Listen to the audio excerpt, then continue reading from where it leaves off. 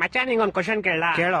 ಒಂದ್ ಆನೆ ಇರುತ್ತೆ, ಆನೆ ಮುಂದೆ 12 ಬಾಳೆಹಣ್ಣು ಇರುತ್ತೆ. ಆ ಆನೆ 11 ಬಾಳೆಹಣ್ಣು ಮಾತ್ರ ತಿನ್ಬಿಟ್ಟು ಒಂದ್ ಹಂಗೆ ಬಿಟ್ಬಿಡುತ್ತೆ. ಯಾಕೆ ಹೇಳು? ಹಾಗಂದ್ರೆ ಅದ್ರ ಇಷ್ಟ, ಅದಕ್ಕೆ ಇಷ್ಟ ಇರಲ್ಲ. ಇಲ್ಲ, ಒಂದ್ ಬಾಳೆಹಣ್ಣು ಪ್ಲಾಸ್ಟಿಕ್ ಆಗಿರುತ್ತೆ.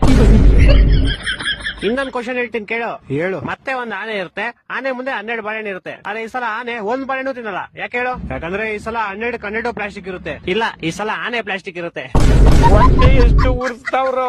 ಇನ್ನೊಂದ್ ಕ್ವಶನ್ ಹೇಳ್ತೀನಿ ಕೇಳು.